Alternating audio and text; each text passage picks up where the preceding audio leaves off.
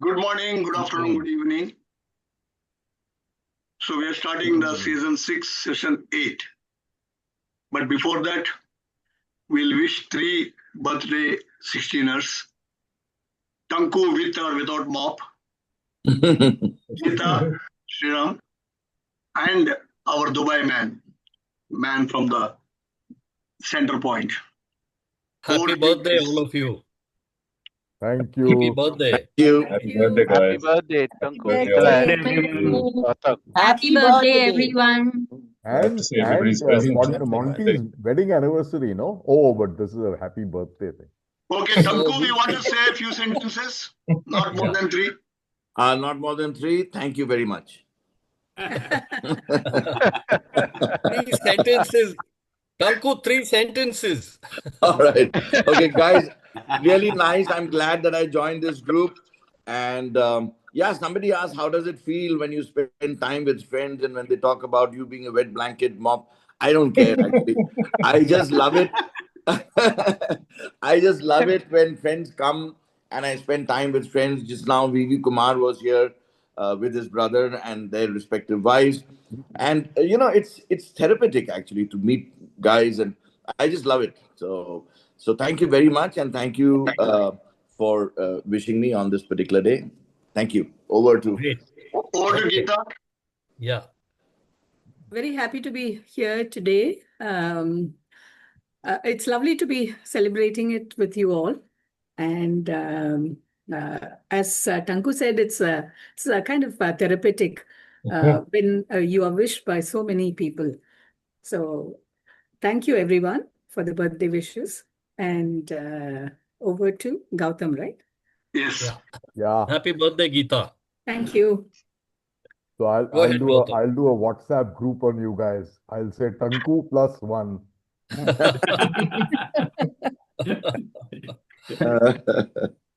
No, Gautam, 3 sentences from you. Oh. So thank you so much, guys. I mean, you know how much I love this book club. It's such great fun. Real gratitude to Milind and to Yanks for having done what they've done. Thank you so much, and thank you so much for your good wishes on my birthday. 71, by the way. Wow. Wow. Very good. You have to beat Bethel's record. Huh? You have to beat the Bethel's record.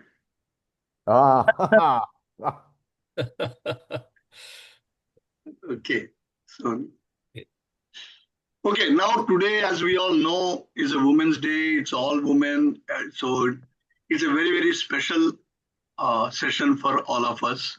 So just going back 6 decades, the Hema ji, she is the mother of Milind, and Satyavati ji, mother of mine, instilled reading habit at a very early phase. And they told us that reading opens your eyes to the world. And those are the seeds that we believed in. And when we both chatted during COVID time, we thought that book club is something that we should again revisit that reading habit. And that is the genesis of book club where we are all meeting today. And interestingly, today we are reading a book by Banu, who has got a very strong local flavor and brought out all the women issues from the women point of view. And Deepa, again, another lady who translated not in English, which we are familiar with, but a Kannada English, so that it brings the flavors of a Kannada woman. And also the ladies of the heart lamp. Each story tells us something, an experience, a viewpoint, and from the eyes of a ladies. Yeah. Saida has been very judicious in recommending a great book, and we'll hear more from her. And I don't know who's making is it Saida's or Milind's, but we have 3 ladies, Geeta, Marys, Pushpita. I doubt that they don't have a regional flavors of the ladies of Heartland, but they do have a woman point of view, and we'd love to hear from them. So with that short lady special that some of the gents here are lucky to hear, Yes. We'll start the session. Thank you, Srinivas. There's a small write-up on why the Hot Lamp won the Booker's Prize from the words of the judge. I want to read while listening to a music from a folk song from in Canada for about 1.5 minutes to go back to the lives of those ladies.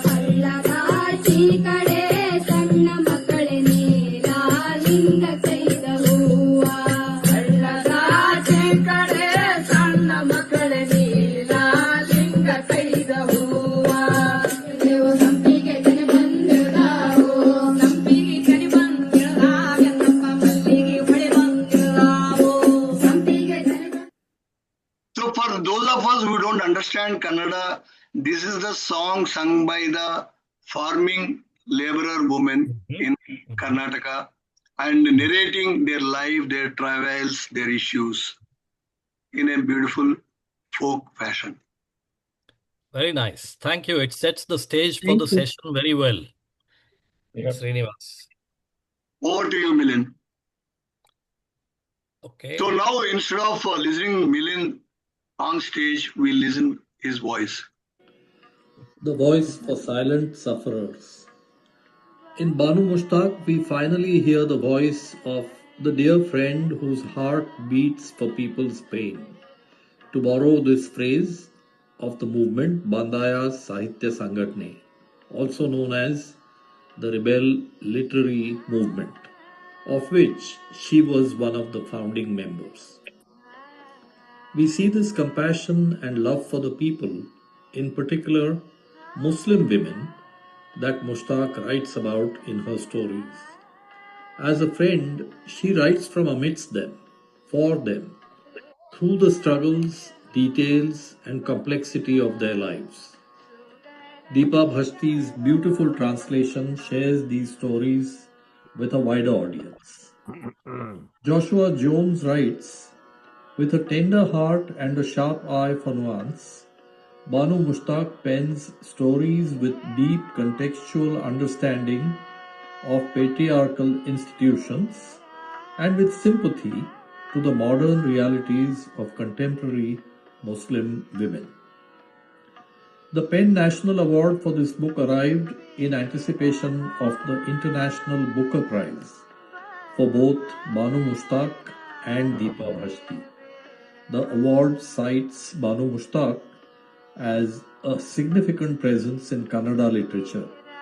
Banu Mushtaq reveals the varied realities of contemporary women with rare talent and art. Deepa Bhashti's rich translation captures the original's nuances of voice, context, and experience, bringing this important work into English for new readers in India and internationally. As such readers and a group of such readers, let's begin listening to Saida's overview of this book and theme, followed by three reflectors, Geeta, Maurice, and Pushpita. Thank you. That was very nice. Thank you so much for a great introduction. So let's begin. So Saida, today, before you begin, I just want to say a few words about how you conducted the session, if you don't mind. yes.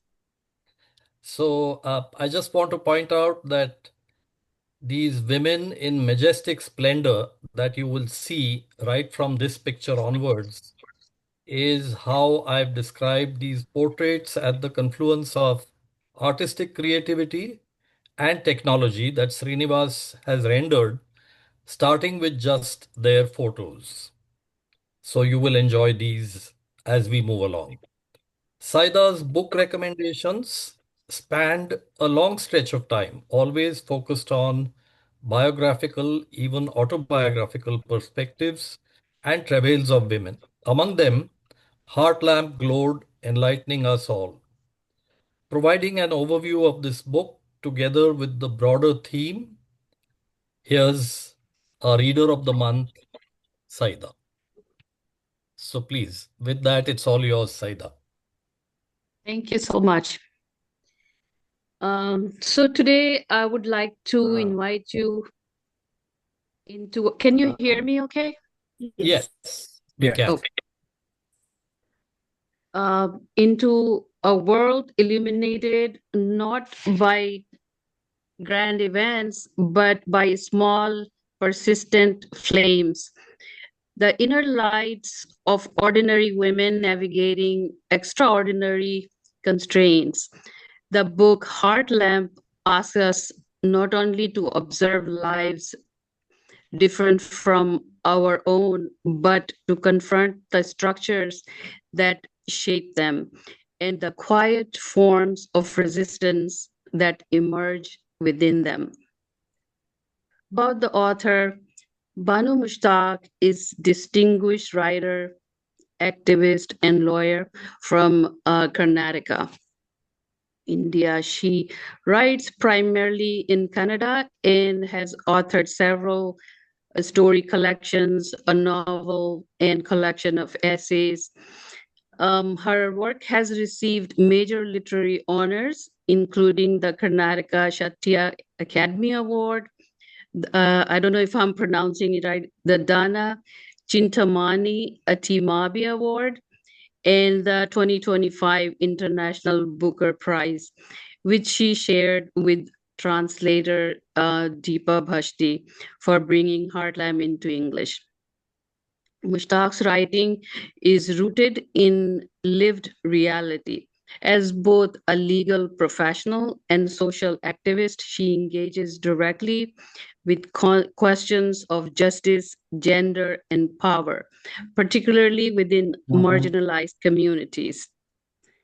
On the book, the title evokes the image of lamp of the heart, Dil Ka Diya, suggesting an inner light that persists despite hardship. Light functions as the central metaphor of the collection, light as knowledge, as education, as awakening, and as progress. Each story kindles at least one small ray of illumination, not necessarily comfort, but awareness. Mushtaq is not merely narrating events, she seeks transformation in the reader. Her stories demand emotional participation. As Khalil Gibran observed, pain is the shell that encloses your understanding. If the reader feels discomfort or sorrow, the text has succeeded. On the theme is basically voice, silence, and social structures. Across the collection, Mushtaq examines the social systems that shape and often constrain women's lives. Her characters resist in different ways, sometimes through speech and other times through silence. In the decision of the heart, Mehboobi asserts her right as widow to remarry, a right supported within Islamic tradition but often denied by social practice. In Shroud, Yasin Bua's request for a burial cloth from Mecca becomes a quiet but profound act of protest, expressing dignity within constraint. Mushtaq's critique is subtle. She rarely delivers explicit commentary. Instead, she reveals how power operates through everyday interactions.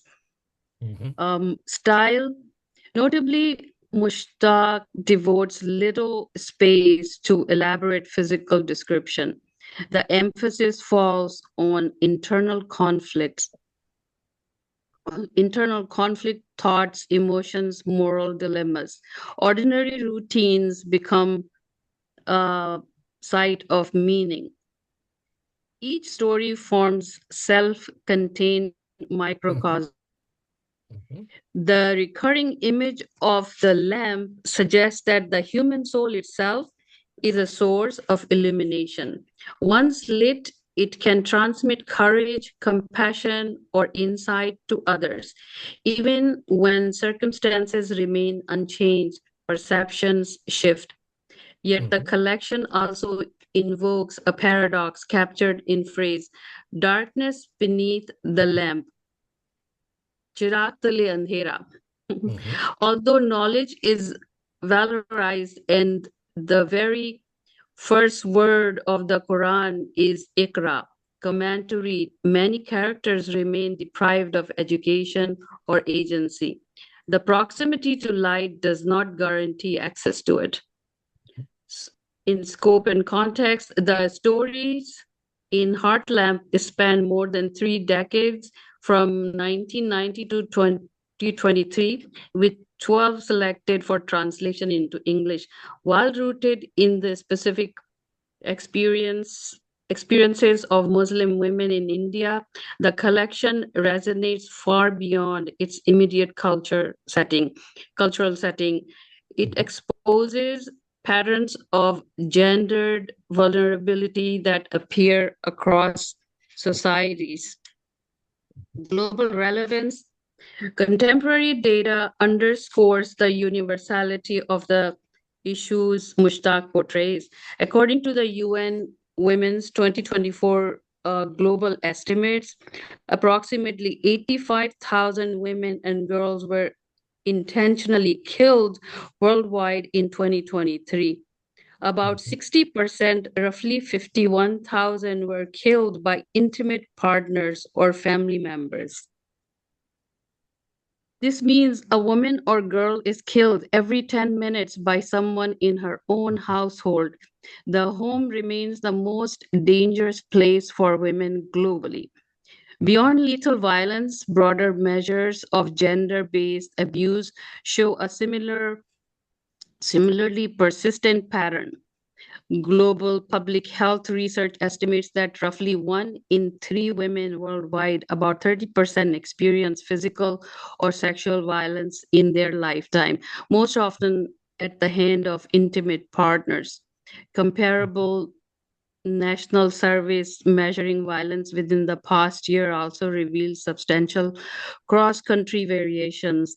For example, around 18% of women in India and 16% in Pakistan reported recent partner violence, compared with about 6% in United States and 7 to 8% in China in comparable survey cycles.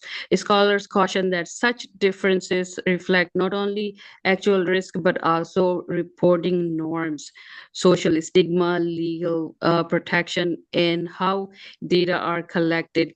Crucially, across regions, violence within the home remains one of the most persistent and underreported forms of human rights abuse. These statistics reveal that the violence, silencing, and structural inequities depicted in Heart Lamp are not confined to one region or community.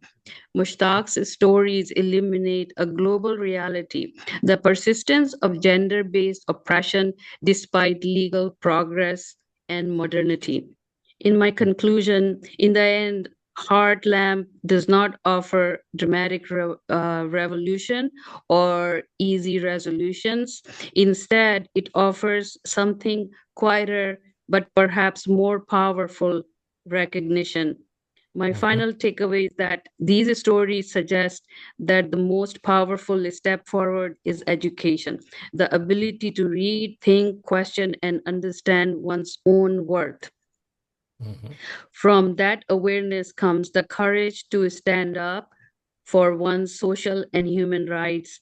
When women recognize that their voices carry authority, they can challenge traditions that silence them and claim space in institutions from which they have long been excluded. Women can be scholars, politicians, religious leaders, and they can be anything their abilities and aspirations allow.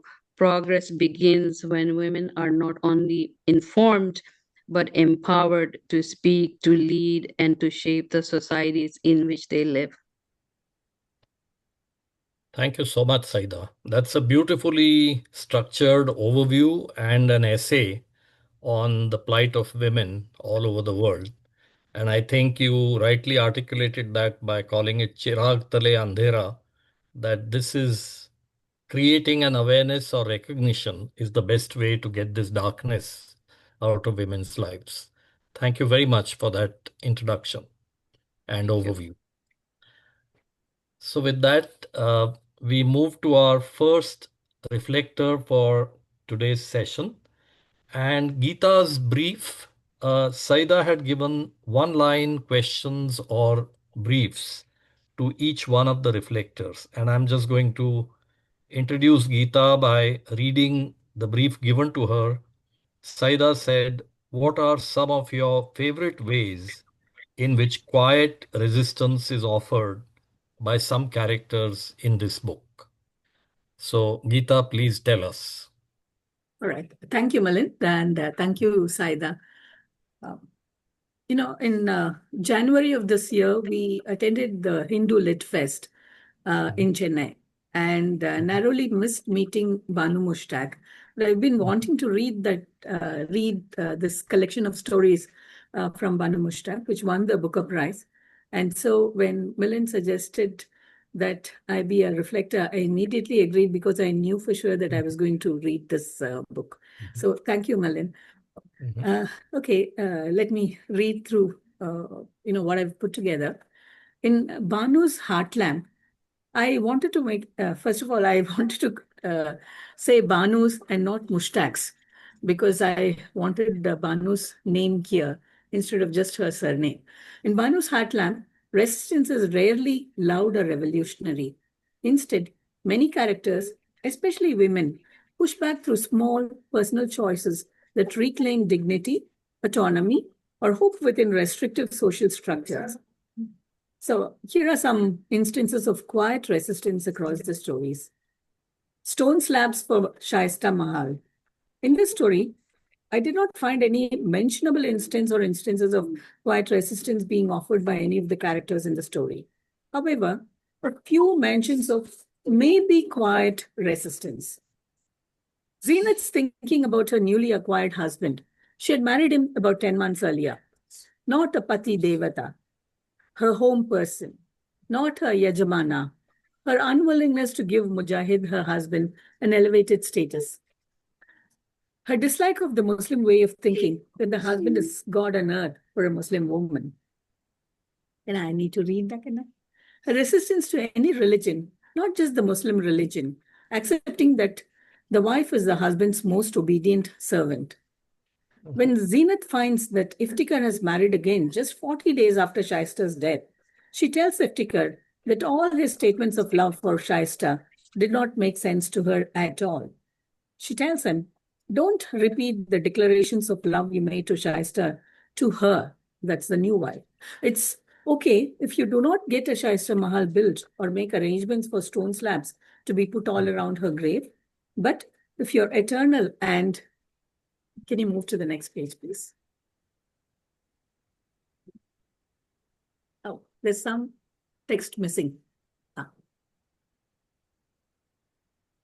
The last line cannot be seen. Yeah, Now you can see it. yeah.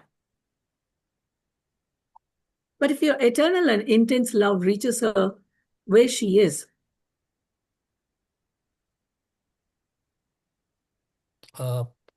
Srinivas, go back one slide. yeah, yeah, where she is, and she were to wake up and come back, you will be in trouble.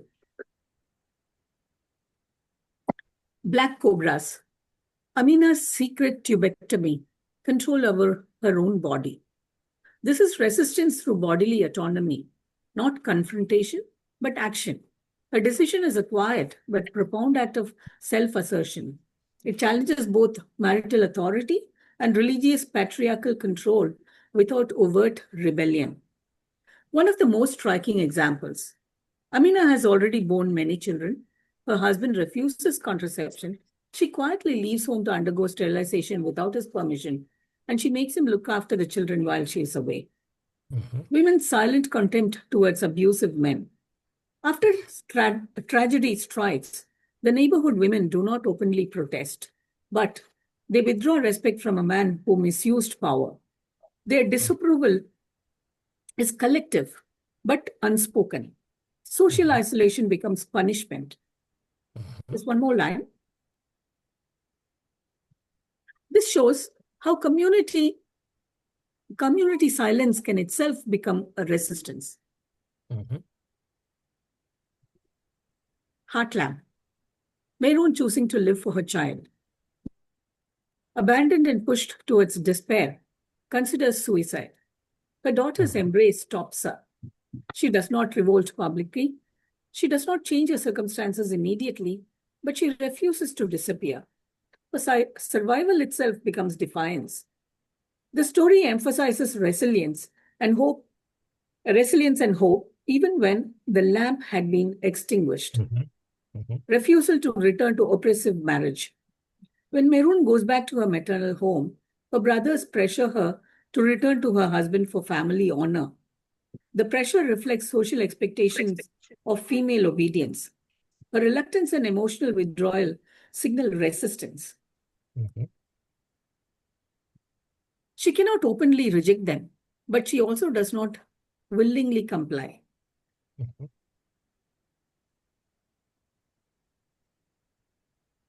The Arabic teacher and Gobi Manchuri. The lawyer mother mentions mildly about the entire family issuing a fatwa exempting her husband from any responsibility in bringing up her two daughters. The proper bringing up of the children was the mother's responsibility, and her husband's family had dumped that responsibility on her and kept quiet. Be a woman once, O Lord. A woman turning anguish into a spiritual protest. Here, resistance is directed even at God. A deserted woman questions divine justice. She asks God to experience life as a woman. This is not atheism, but a radical reinterpretation of faith. It challenges religious authority while staying within spiritual language. Across the collection of stories, mothers hoping for different futures for daughters.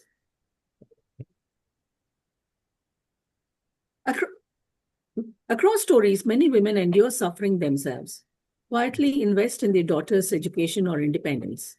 Imagine a life not bound by the same restrictions. This intergenerational hope is a subtle but powerful rebellion. Their resistance often aims to break the cycle for their daughters. Everyday acts of autonomy within marriage. Examples across the collection include seeking help despite social shame, fighting for children's welfare against male decisions, making personal choices without permission, withholding emotional submission. These acts are small but destabilize patriarchal control. Conclusion: Banu's characters often cannot afford open rebellion because of economic dependence, social honor codes, religious authority structures, and fear of violence or abandonment. So, quiet resistance appears as survival, refusal to disappear, private decisions, emotional withdrawal, and a hope for change, and not as slogans or protests. Thank you so much, Geeta. That was remarkable in how exhaustively you touched upon all the characters and examples of their quiet resistance all through the book. So thank you for reminding us of those Beautiful, instances. Geeta. Thank you. That was great. Yeah. We go to the second reflector today, and that would be Maryse. And she was asked by Saida to discuss how you think the writer captures moments of everyday struggle that reveal much larger social truths. And Maryse did a great job outlining that idea. So go ahead, Maryse.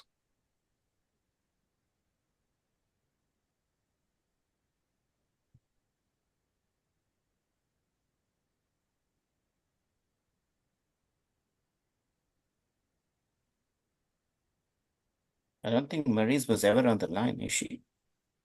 I didn't see her since the beginning. No. Okay. Maryse is not on the line. Okay. Pushpita, do you mind reading Maryse's piece?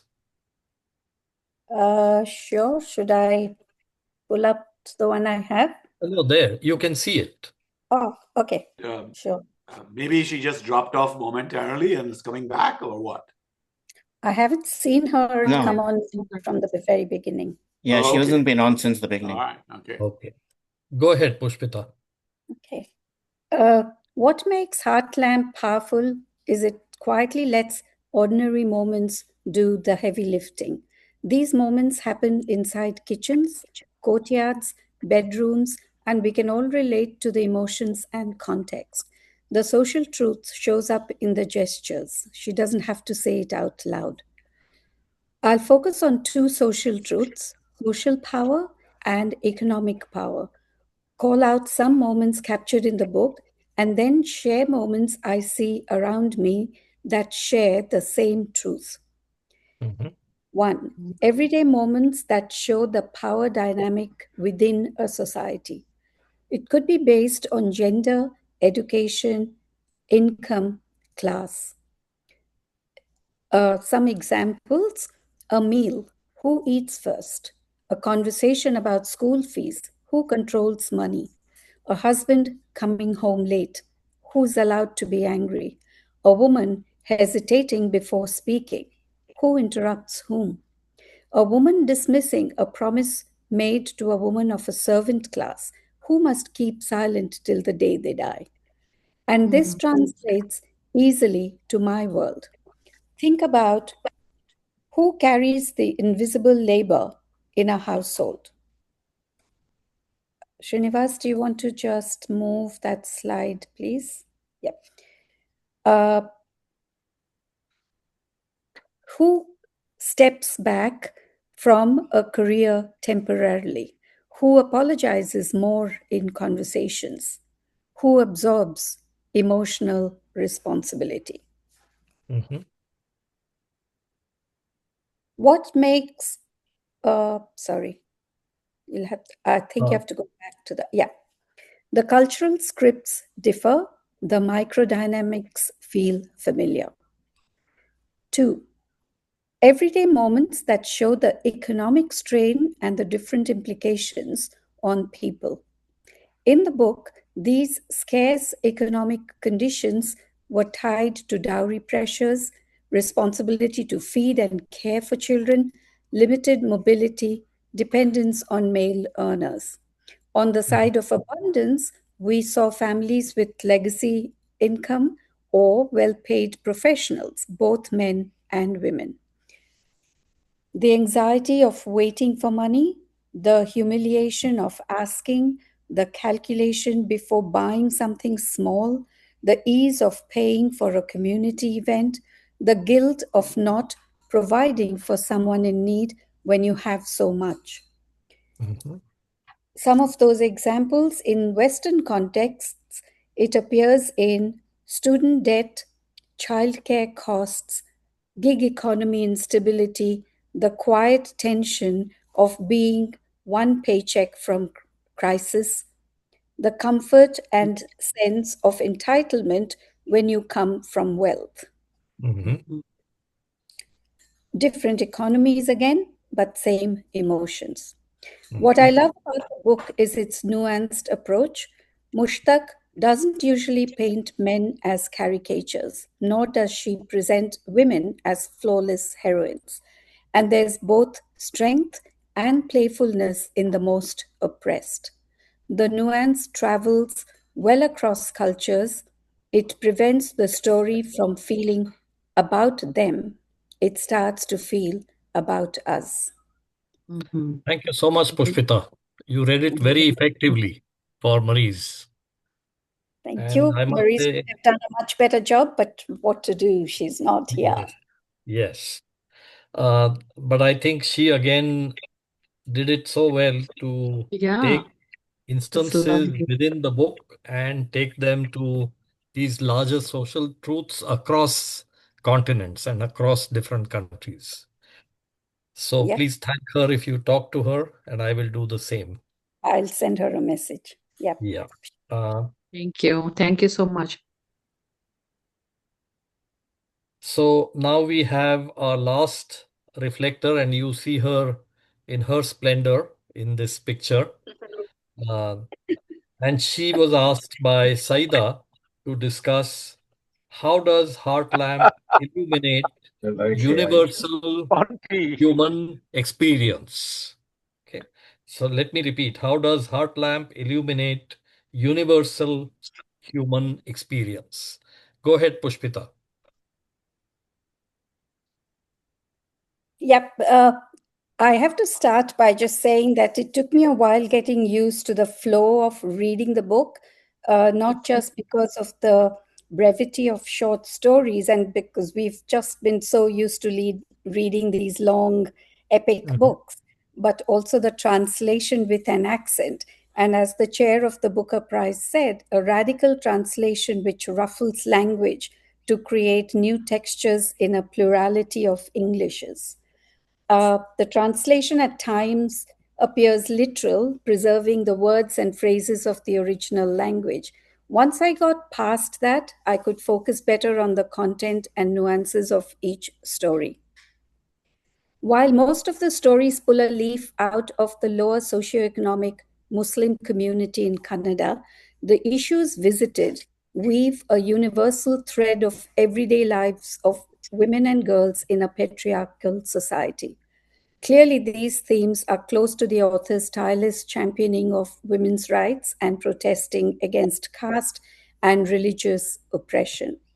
In her own words, Banu Mushtaq says, "My stories are about women, how religion, society, and politics demand unquestioning obedience from them, and in doing so, inflict inhumane cruelty upon them, turning them into mere subordinates.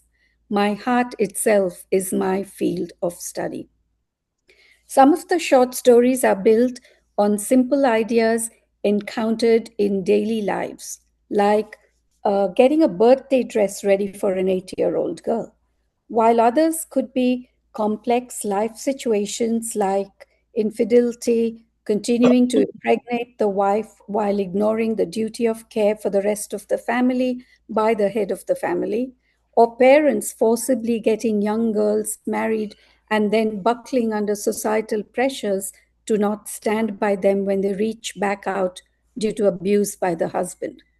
In some of the stories, the author has taken what appears like an inconsequential situation and built a story around it, leaving the reader at the end thinking deeply about the issue at hand and the impact of it in the woman's life.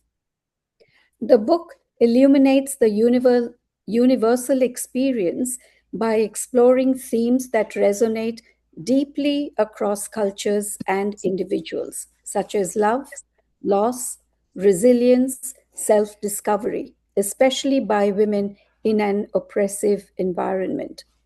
Having said that, I did feel that there was a bias in the stories reflecting the lives of more marginalized communities and those often on the periphery of society, which are girls and women in the Muslim communities in southern India and others with lower levels of education. Hence, some of the issues, like the ceremony of mass circumcision, for instance, in the red lungi, could be more specific rather than universal. Aside from societal and family universalities, the book transcends the complex relationships across generations between grandmothers, mothers, and daughters. The common themes of wisdom being imparted from grandmother to granddaughter, the pampering of grandchildren by the grandparents, a daughter witnessing resilience and inner strength in the mother while she navigates a world that burdens women with disproportionate sufferings. All of these issues are pretty universal issues.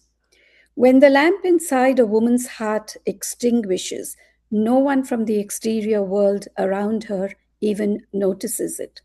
She has no desires left. She is lonely. And in Heart Lamp, as Mehroon's heart was hardening while she doused herself with kerosene, she made sure she thought of how she had nobody, how no one wanted her. She was in the grip of a force beyond her control. No sounds reached her. She could feel no touch. No memories were left. No relationships could pierce her. She was beyond her consciousness. This is universally the heart of a woman who has lost all hope and has found an incredible level of courage to take her own life. While the stories are built around the darkness in a woman's life, it brings out the woman as the warmth and the light of a lamp that sustains societies and keeps communities alive. But who lights the fire within her? These are stories that could be extended to women's lives across cultures, religions, and even different socioeconomic tiers. These are stories that could happen every day in a woman's life. What possibly differs is the manner in which a woman handles these pressures, biases, or oppressions, the inner strength that she can build from raising the consciousness of the outer world. This need not be a battle that she fights alone. Very well done. Wow. Thank you. Wow. Very nice. Thank you, Saida, for recommending the book and reaching out to me to be a reflector. Thanks. Thank you. Thank you very much.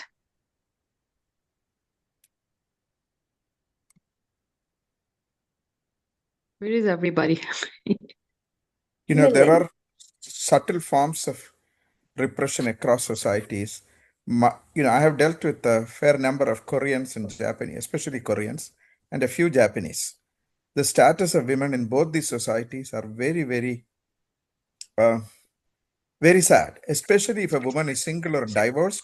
Nobody would even talk to her. I was quite surprised by the extent of that kind of patriarchy in Korea. Is this true across the spectrum of economic spectrum across in this country? So it's only confined to the not so educated, the poor ones? No. Even among the very well-educated ones, it is really? There is a kind of social avoidance. A single woman, I have noticed among Koreans, nobody would talk to her, especially if she's divorced. They have to find company with the people of other nationalities. Korean men wouldn't even talk to them. Same with Korean women. Actually, Abdul, sorry, I have often said that a lot of the women issues boils down really to how we raise our boys. Absolutely. Yeah, Rama, go ahead. You had raised your hand. Yeah, I wanted to build on what Abdul was saying with a small incident, and then I'll also talk about something more contextual, and also the need also to be a little careful not to overgeneralize what Banu wrote. Yeah. So the first thing is, if you just look at Mahatma Gandhi's My Experiments with Truth, he talks about how he learned the principle of non-violent non-cooperation from his wife, who refused to do certain tasks that he would ask her to do. You know, so going back to the earlier comment about resistance, that is one of those pieces. But the challenge always remains is the economic interdependence that makes it very difficult, and which is why that episode particularly was really haunting when that forget the lady's name decides to kill herself and pours petrol and is about to light herself on fire until the children intervene, realizing, and she realized, and going back to what Paris talked about, the maternal warmth that kind of stopped it. The second thing is coming back to Japanese women also. I had the sad instance where I had a executive who reported into me, and she was harassed in her office by one of the sales guys. And it's amazing how all the men came together. I don't know whether that was a male specific phenomenon or a Japan specific phenomenon, but it was so bad that we had to relocate her from Japan to China. Now, because I did that, I think even now she sends me a birthday card, though I left Novartis almost 11 years back. Now she's retired and gone back. So you see, sometimes when you see the struggle that they have in professional roles, it's incredible. And which is why it's stunning to see now Japan is actually having a prime minister who's a woman and who's so tough that she has swept the elections. And the third thing that I also want to be a little careful about, because it came up in one of our discussions, is the context of men having multiple wives. As a friend of mine kind of talked about it, he says the religion gives a perspective, but in practical terms, it's not like everybody does that, because there are some strictures and pretty good perspectives. So that's the only thing that I was wondering, really wondering. I really don't know, have any data. Did Banu Mushtaq, overemphasize the fact that men were going about having multiple wives or swapping out as soon as they were? And is it as prevalent in India as she made it out to be? Or, like any good writer, she took a little bit of artistic license to make her point come through. So that is the part that I kind of struggled with. I And with think that, Banu is both a social activist as well as a lawyer, and she must have seen a lot of these examples during her career. But you're right. I mean, some of these could be true stories and some may not be, but yeah. nevertheless, they all come through very well. And one last point is that, it's also very sad as we celebrate Women's Day. We also see the report a couple of days back when the US forces bombed a girls' school Yeah, and killed over 200 little girls, absolutely. in Absolutely. 7/11. It's just heartbreaking when you think about that. So with Yeah, that, I'll shut up, so true. Thank you, Rama. Anu and then Zarin. Go ahead, Anu. So, to Rama's point, we had to remember that this is a selection of short stories. So, I don't know if Banu, or whether this selection represents most of the work that Banu did in terms of, the multiple marriages. So, I'm not sure where the bias is. And the second thing is that, Monty ended with, the fact that women are not alone. But in fact, in many situations, as described by the book, the men make sure that the women are alone. So they don't have an opportunity to get into a community. And the support system that a woman needs, for example, she goes back home and she's sent back. What happened to all the women in that household, right? That gets no support. So somehow the power structure is reinforced, and it turns out that the woman who is oppressed is oppressed by society as well, which is comprised of both men and women. Very good observation. Very Yeah. good observation. Thank you, Anu. Yes, Zarin, go ahead. Yeah, I just thought I'd like to shine a ray of light in this slightly pessimistic discussion that we've had. Even the stories are largely pessimistic when one reads them. And this is based on the experience that I've had over the last 6-7 years working with women. We've worked with about 12,000 women across the country. And 50% of them would be from the Muslim community. And we've worked in extremely patriarchal societies like the interiors of Maharashtra and Rajasthan. Saida mentioned in her introduction that what we need is education, and I completely agree with that. However, in our work, we've noticed that in addition to education, you also need financial empowerment.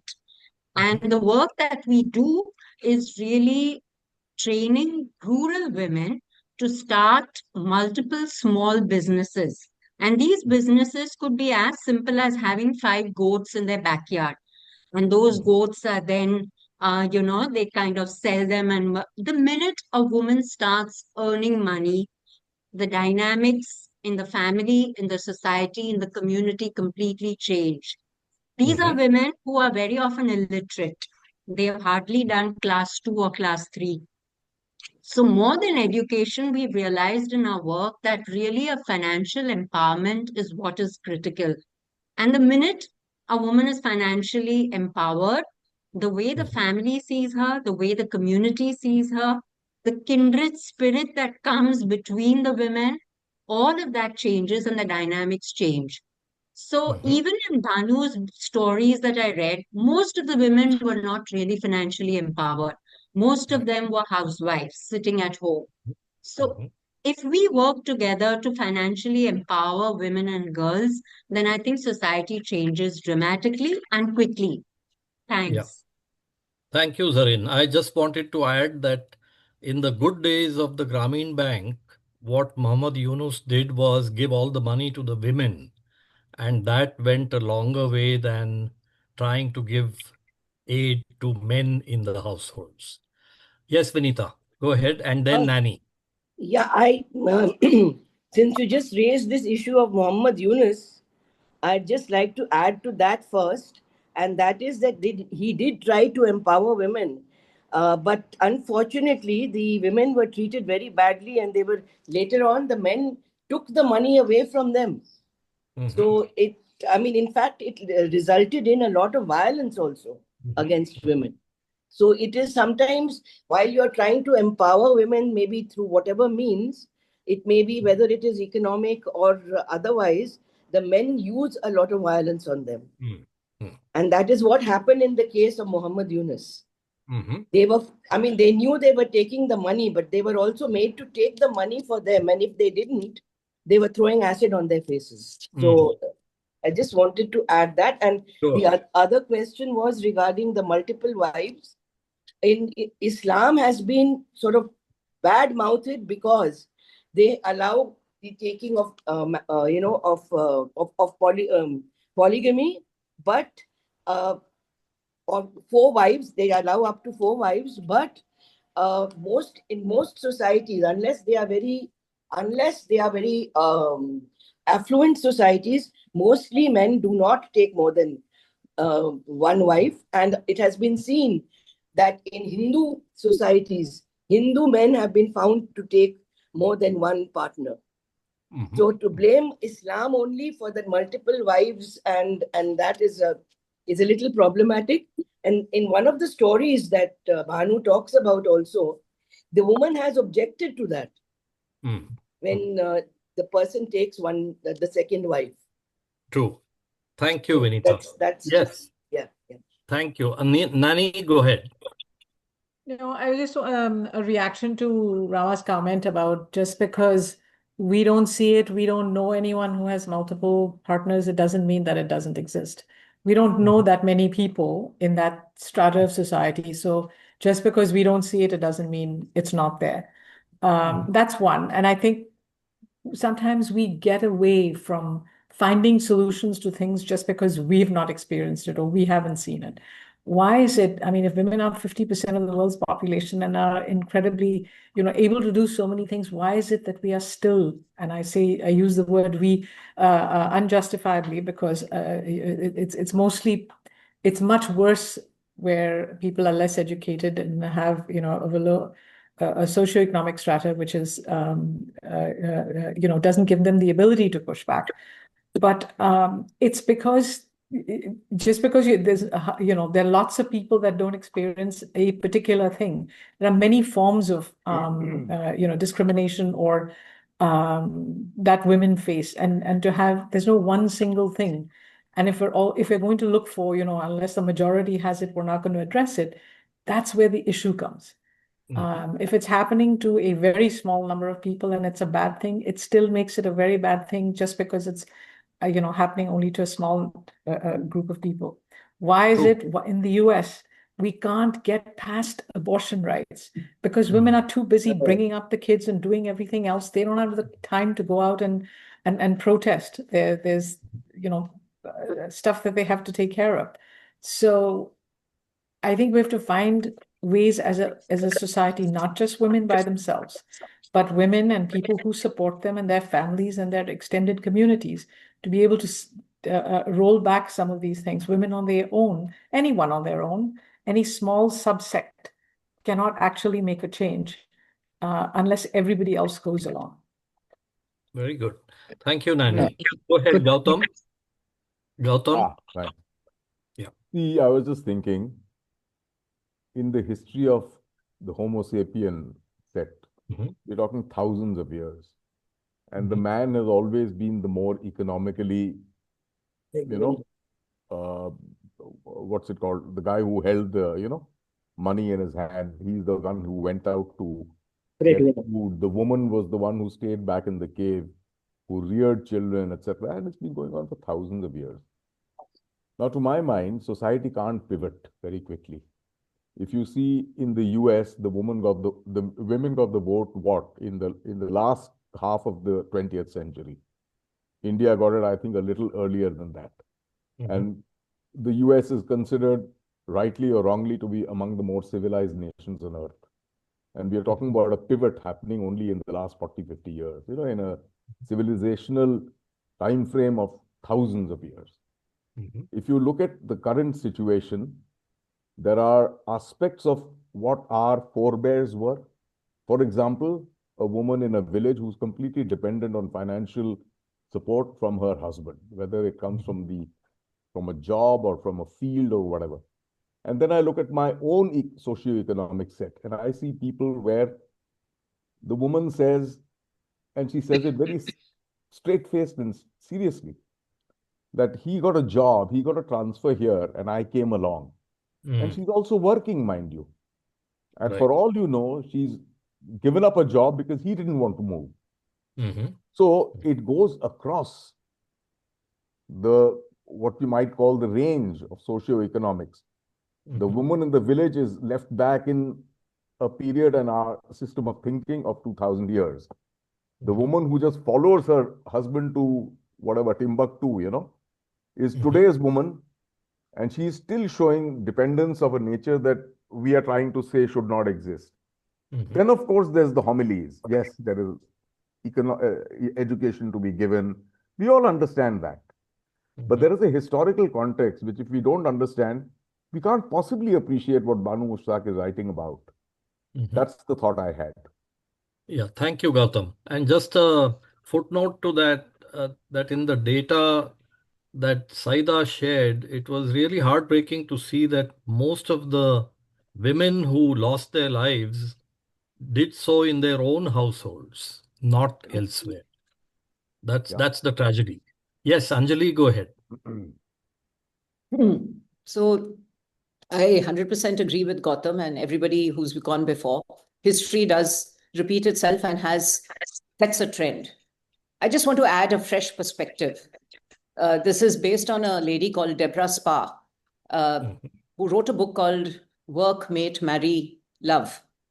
And she talks about the fact that actually the control over the woman's womb and economic freedom happened during the Industrial Revolution. And prior to that, when we moved from a nomadic society to a farming community. So when we were a nomadic community, it didn't matter, you could have any kids, you do this, that, there was no property to hand over. But as soon as you became farmers and you had land, the man wanted to hand over the land to his own progeny. And therefore, monogamy and control over who the woman slept with became important. So this was one way to make sure that all the strictures about a woman being virtuous came into being. And that continued for many, many years. So that's one aspect of history that we should keep in mind. The second aspect is during the Industrial Revolution, the women and children were used as labor in the British factories, and they were paid less. So they were in more demand than the men.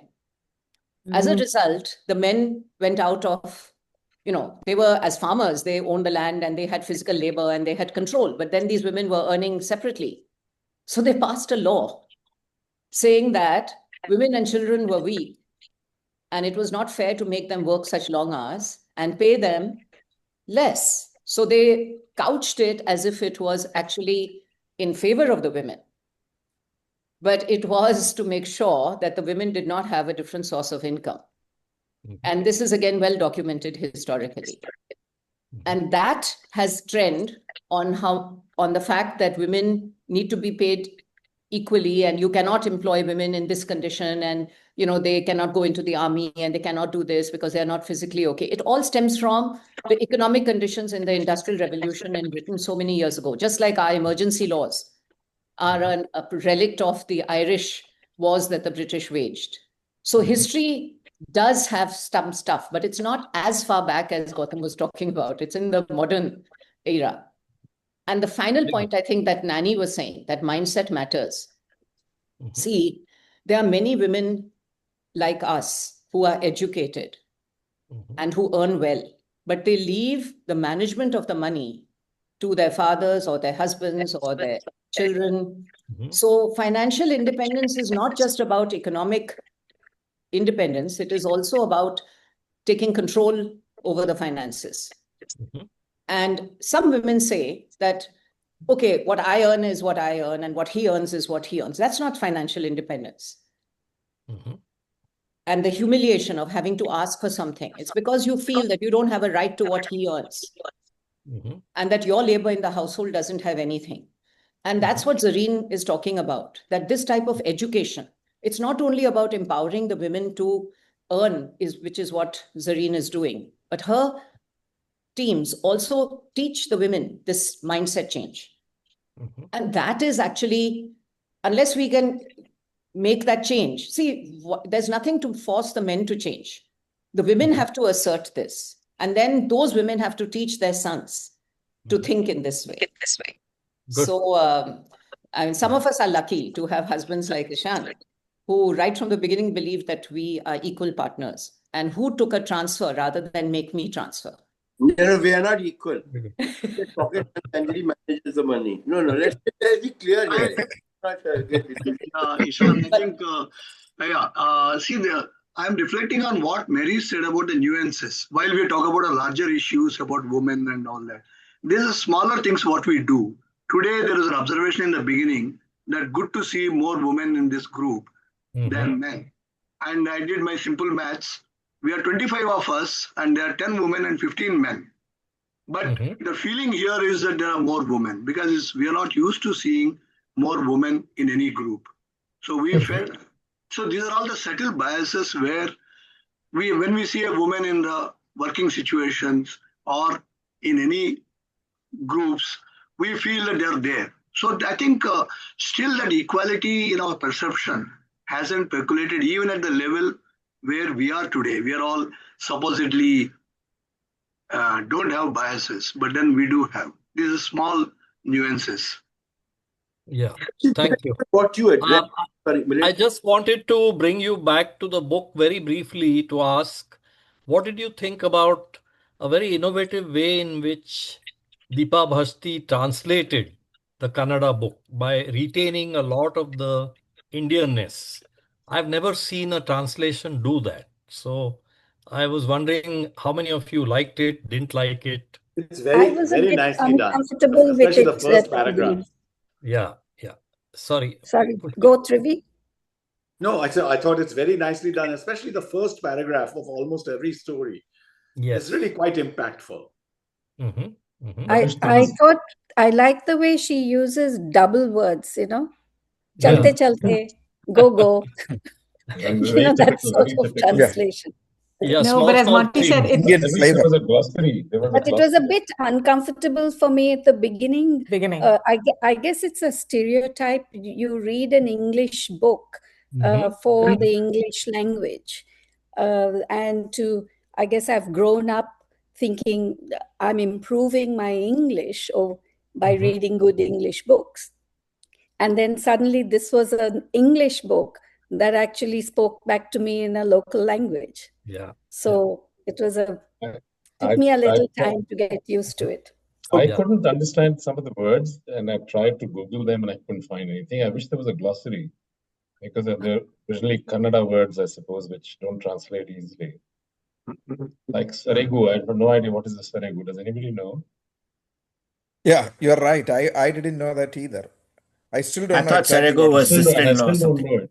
What's that? Sister-in-law, I think, Saregu. No. No, it is a. It's part of the That's dress. she puts and covers her head. Correct. It's part of the dress that But I Muslim mean, the woman fact that wears. even Abdul doesn't know it is quite significant. I mean,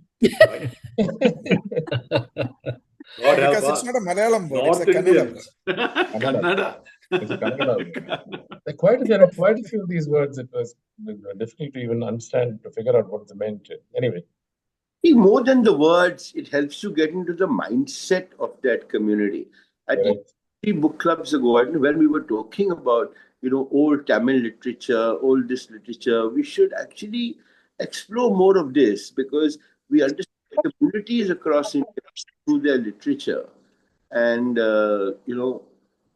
it's like, it's like reading Rumi and understanding a Persian mindset. We've done more of that in Victorian England than we've done, Tamilian or Malayali, which have 4,000 years of literature, 3,000 years of literature. It's worth exploring,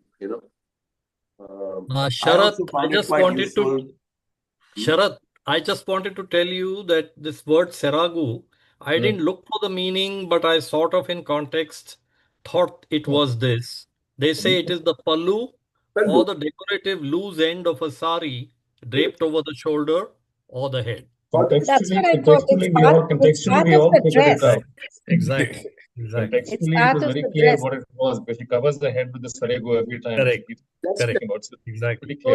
So the symbolism of the Seragu is very important, because for many women in South Asia, it is actually it is, you spread your pallu when you want to get something. It is modesty. It is what people cuddle into, when the children cuddle into. You wipe people's faces with it, wipe your own hands on it. So the word, I'm glad you picked up Seragu, because that's a very important part of it. I read this book with a Kannada speaking teacher, and Vinita may know her. Her name is Vidya Venkateshan. And she explained some of the symbolism of some of the words that occur. But what is interesting for us is also that this is what Milind, you raised about language, is that this is Kannada to English. If I'm a Bengali writer, if I'm a Bengali speaker and a Bengali reader, and I don't read English, there's no way I can get access to Heartlamp. And so it's very important what Modi is doing here, and what the government of India is doing with Bhashini, that you can translate from Kannada into Bengali. Trivi, you might want to add on this, on languages. No, it's incredibly good. I mean, I was doing a talk in Jaipur, and the Bhashini was transcribing it and translating it. And one of the speakers said tier 2 cities or something. And first it wrote down TIRE, and then TYRE, and then it did TIER, like It's very nicely done. And it's getting better and better all the time, by the way. And Which you know, is nice. just going back for a minute to Seragu, And it's free. It's free. And so just to build on what Trivi is saying, and what Abdul was saying, we are connected financially. We can all transfer money to each other. But what Trivi was doing and speaking in Jaipur was being understood by people. Yeah. And there was therefore a connection which is heart to heart. Yeah. Person to person. There's a social Pushpita, you were saying something about Seragu?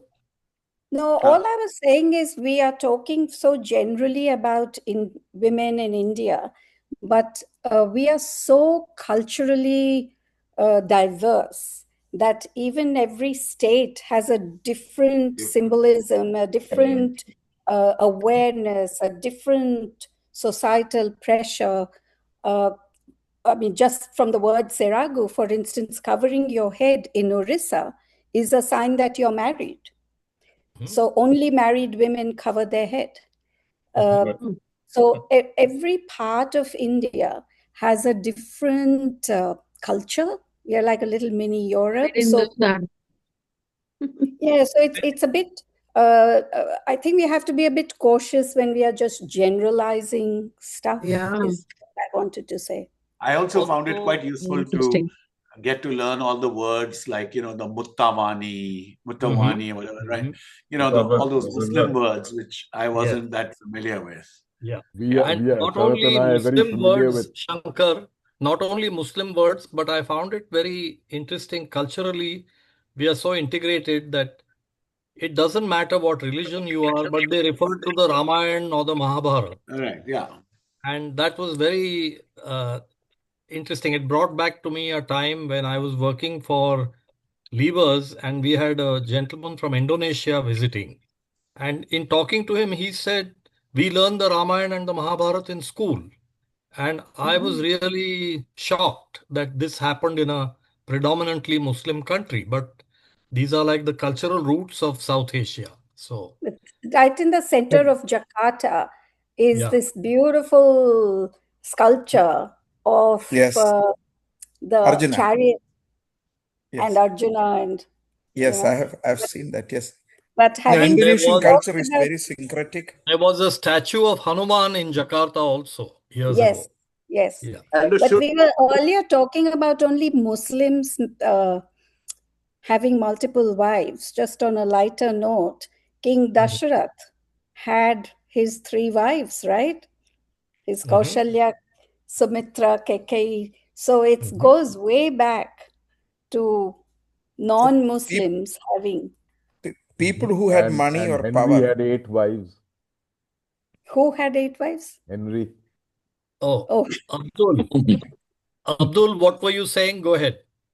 I said anyone who has more power, more money, correct, historically had more spouses, regardless of religious beliefs. Exactly. And by the way, I just wanted to add something which I found very, very funny and disturbing. In some South American countries, until recently, if a man commits a rape, all he had to do was to promise to marry her, in which case he would be absolved of any kind of punishment. This was the law in many countries. I don't know about South America, Abdul, but in earlier Ireland, it was definitely the case. And so if a man wanted to marry a woman who didn't want to marry him, all he had to do was rape her and society would compel the marriage. Correct. I read about that in Ireland. I wasn't aware of South America. Yeah, many countries in South America had this law. Instead of going to jail, all you had to do was to say, I will marry her. In which case, you are absolved of criminality. It's a Catholic thing then, no? Like the church will say, like, better to get married in case there's a baby rather than out of wedlock. And it seems more Catholic. When you say Latin America and Ireland, it seems to be again connected to religion rather than society. Or both. And just one more comment. For a working woman, US is one of the worst countries in the world. Right. In terms of wow.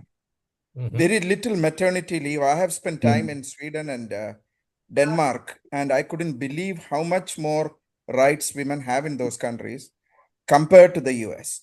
In the US, if you are working in a company and if you choose to have a child, immediately that is referred to as the mommy track. You are not in serious contention anymore. Maternity leave, you are lucky if you get a few weeks. It's a very, very harsh society for women. People don't realize. In Australia, you get 12 months maternity leave. Yeah. Really? And Wow. sometimes 4 months paternity leave. Yes, correct. Doesn't mean you get paid over that time, but your job is secure when you go back.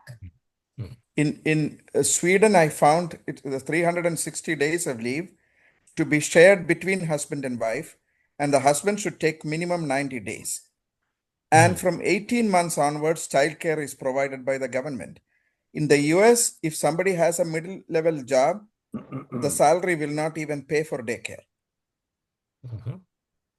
So you have no That's option right. but to drop out unless you are in a That's high, right. very well-paying job. Yeah. So the reality of life for women in US is far more what I would call backward than many developing countries.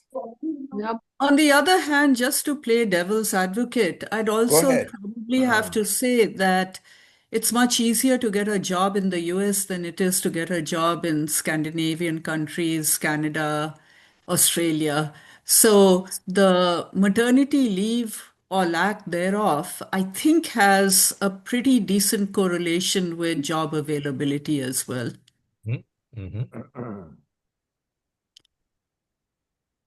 I see. Very Well, in fascinating once in aspects. India, people, most of you, because I think most of you here are outside India, are unfamiliar with the situation in India itself. Because today, I mean, I've met a number of people who've said and who do not want to have children because they are going to lose out on their career, irrespective of the fact that there is maternity leave available. And I think that's one way that women are hitting back. The birth rates in Japan and South Korea, which are the most patriarchal societies around, are among the lowest in the world. So, it goes back to quiet resistance or civil disobedience or just not going along with the game. And that's what will happen unless there's some kind of, women are waking up to the fact that it's there are many ways of fighting back. But maternity rate will fall, which may or may not be good for a family, but for a nation, it's terrible.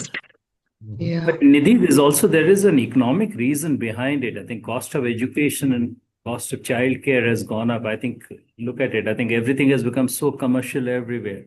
I think even in countries like Mauritius, which has got a very good social security system, it's come down quite a bit. Yeah, that probably plays a role too. Yeah.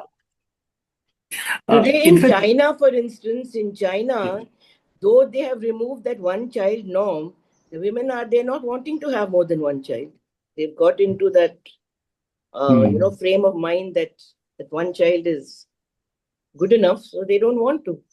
China is basically under pressure because it's the younger population is far less than the senior population. Ajay and Abhay have been very quiet today. Do you want to say something? I did at the time when I think it was Nanny who was speaking about women campaigners. The one thing that I found most when I tried to Google it and I couldn't find any answer is that men activists for women's causes, especially in the in the Muslim community, do not exist. And interestingly enough, the ones I saw were from the Middle East, but they were about 200 years old. The kings and the queen, the people who activated for women's causes were almost 200 years old. But in modern day society, I can't think of a single Muslim leader who's really advocating for women. Yeah, good point. Abhay? Well, there was that Kemal Atatürk of Turkey, right, who single-handedly pulled both his country and the women forward. He's what? I don't know how old. But it's not 1930s. 200 years old. 1930s, Oh, yeah. It's 1930s. Google put them up, but they are about 200 years old. Yeah. And they're all from the Middle East. The names Google put up were about 3 or 4 from Middle East, but they were all, at least, I think the last one was 1930, as Abdul was saying. Great. Abhay, go ahead. Yeah, a lot has been said. I'll just share a personal experience, especially because we are talking about women from a certain economic strata. I think the Malays is spread across different, even well-to-do women. I'll share a personal experience. I know a lovely lady I knew the husband also. He was a banker in India. She's in India. She's done very well for herself. She's been working also. But she had a lot of hesitancy in meeting people like us, even out in a 5-star restaurant for dinner or something. So what will people say? And I felt very bad. I said, what kind of society are we saying? I mean, there is, at my age and at her age, there should be no suspicion of anything else, anything which is not morally right or unethical. And yet she's afraid. I said, what's wrong with you? You stop caring about the society. You are hesitant of meeting friends, and my sisters are friends with her. Mm-hmm. So can you imagine the kind of society that we stay in? It's not the economically backward strata that's suffering from this societal pressure. What will people think about it? It's just amazing. I was very, very saddened. I was very saddened that time. That's number one. And I'll just share with you all, just recently, just so happened, I've not read this book, but it so happened that I saw a movie. I think it's a Telugu movie. It's called The Girlfriend. If you get a chance, just have a look. Very different. It talks about a girl who comes into the college and she has an affair with a guy, and he's a very good, nice guy on the face of it, but very controlling. And even her father is very controlling. Take a look. It's very interesting. Does reinforce some of the thoughts, in the current short stories that we just read. Great. Vikram or yes. Ishan? Vikram and Ishan haven't talked. No. I've talked. I think he should talk. I mean, if you want him to talk again, he will. But I have. Vikram, you want to say something? Yeah, quick one. Just wondering if Abdul would shed some light on, a matriarchal society. Okay. Yeah. Traditionally, Kerala was a matriarchal society. Mm-hmm. Even when a person's the women never took on the last name of the husband. When Dalhousie passed the doctrine of lapse, that is, if a king dies without a male child, the kingdom would automatically become part of the British Empire. That was Dalhousie's law. Mm-hmm. And in Kerala was the only exception that the British allowed. Because in Kerala, the kingdom never passed on to the king's son. The rightful heir for the king was the king's sister's son. I see. Okay, that is how property was passed on to. Okay, so we had a somewhat very different system. And what are the origins of matriarchy in Kerala? Do you know, Abdul? How come it became matriarchal? I am not sure of the origins of that. I will have to look into that. But for a very long time, Kerala was very much a matrilineal society. Mm-hmm. I wouldn't call it matriarchal society, but matrilineal society. Correct. Absolutely right. There is no matriarchal society. Mm-hmm. What's the difference? Lineal is passing of the descent, inheritance, descent. Archal is rule of the male or the female. Correct. So there is no society where the woman is in charge. Even in these societies which Abdul is talking about, it is the woman's brother. It's not her. Correct. I think in the Northeast, there are some tribal. They are also matrilineal. Yeah. Oh, okay. They're not the Khasis and all, they're matrilineal. Yeah. Lineal. It's a new term. I've never heard it before. It's a good term. It's more accurate. It's with property and not with power. There's a difference. But I would say this, by and large, women had, especially in the Nair community, women had more independence than Yes. comparable women in comparable castes in other parts of India.